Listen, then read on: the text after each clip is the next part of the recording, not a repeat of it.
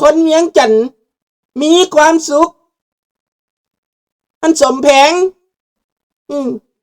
สมแผงเป็นรายงานสมแผงรายงานความก้าวหน้าของสังคมลาวสมแผงรายงานน้ำใสที่สุดสมแผงรายงานการปฏิวัติลาวเป็นคุณงามความดีของพรรคประชาชนปฏิวัติลาวสมแผงชื่นชมสมแผงดีใจ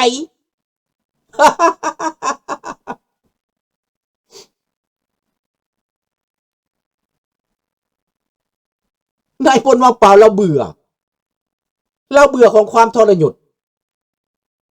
นายพลว่างเปล่าเราปกป้องเสียงขวางเราปกป้องชนเผ่ามงที่ลุกล้ำจากคนเวียดนามจากมงแดงนายพลว่างเปล่าเราสู้รบเก่งได้คนมงประกอบอาวุธคนมงปกป้องเสียงขวางโดนนานจนอเมริกาถอนไปแล้วบ่มีการช่วยเหลือบ่มีอาวุธคนมงจังได้ปลดอาวุธจัง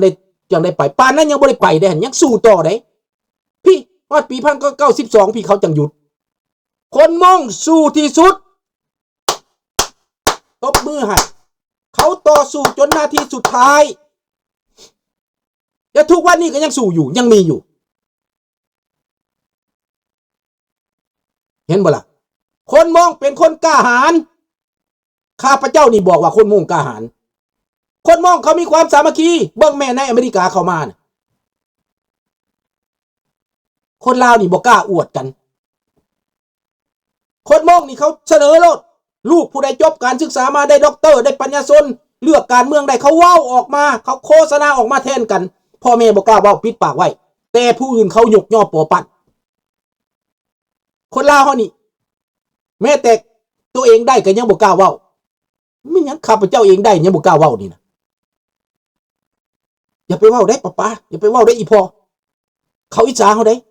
เว้าไปก็บ่ได้ดอกเขาบ่ดีใจนำเฮาดอกแต่คนมงนี่ปุ้ยเว้าหยังอันผู้มาเป็นการเมืองในอันผู้มาเป็นเจ้าเมืองในมินนิโซตานี่นะ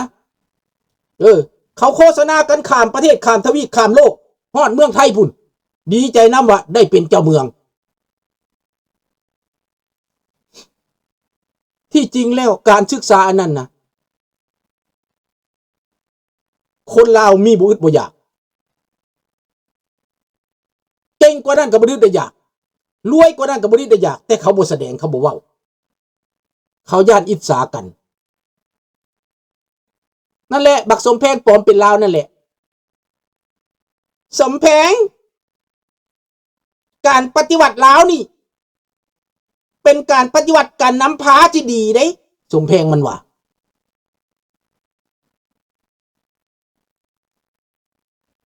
ยังเจ้าอยู่ในโจรมันก็อยู่แบบโจรในหลานเอ้ยวัยลักษณ์คันทุกคนยังบ่ตื่นในลาวนะยังบ่เข้าใจนะ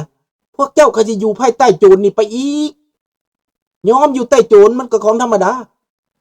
โจรปกครองมันก็ธรรมดายังมีลาวอีกจำนวนหนึ่งหูหนวกตาบอดมืดมนเพราะว่าบ่ได้ฟังข่าวบ่ได้ฟังความจริงคันได้ฟังอีกเวกช่วงหนึ่งนะที่คือลุงเว้านี่นะพวกนั้นก็สิตื่นขึ้นมาพวกนั้นบ่ฮู้หยังเพราะว่าเขาก็ใหญ่มาแบบนั้นนี่เขาเกิดมาเห็นแบบนั้นเขาก็ว่าสุดยอดแม่นบ่น้องธนพร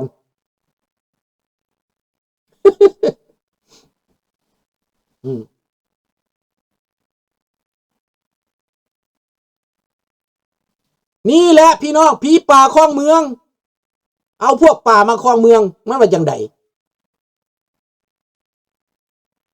เนอะเอาละลงท้ายในมื้อนี้จะบอกว่ารัสเซียไฟใหม่ไปจนหมดน้ำมันเผาผลาญกรุงมอสโกมืดสงครามครั้งนี้เฮ็ดให้รัสเซียนี่อ่อนแอลงหลังจากจบสงครามแล้วถ้าลงจากสงครามไปแล้วรัสเซียอาจจะล่มสลายเด้อพี่น้องเด้อโปรตีนอาจจะตายเด้อจะไปบ่รอดเด้อตอนนี้อยู่ต่อไปเพราะว่าต้องเดินต่อไปต้องบุกต่อไปเดี๋ยวนี้มันเป็นทะเลเฟิงแล้วลูกฟลามิงโกไปบอลเดียวนะ4ลูกไปพร้อมกันนะตกลงแล้วS400 12 ลำอยู่ในนั้นหมุนอุยปุยกวาดจนเกลี้ยงเอาฟลามิงโกไปให้มันหลายๆเด้อบักรัสเซียนั่นน่ะ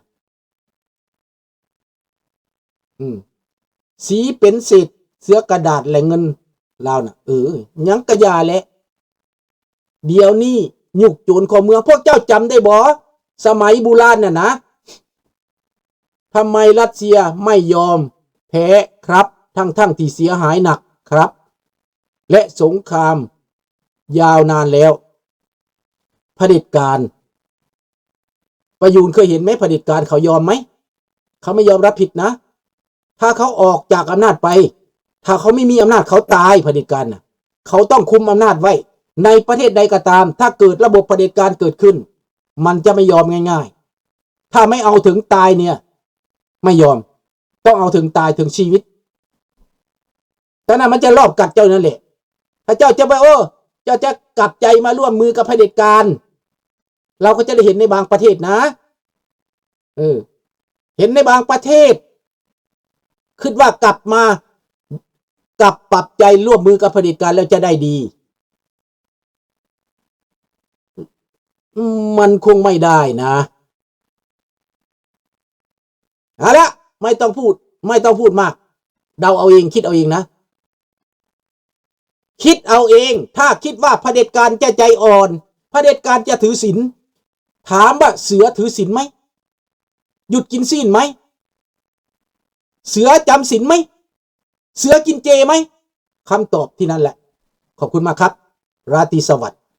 ถ้าใครไม่รู้จักประชาธิปไตยถ้าใครไม่รู้จักความจริงถ้าใครโอนเอียงไปตามความคิดเหล่านั้นเสือโลโวเป็นตายลูกเดียวเป็นบอกขอบใจสหายราตรีสวัสดิ์เบิดทุกคนเด้อโชคดีขอให้คุณพระศรีรัตนตรัยคุณพุทธศาสนาบารมี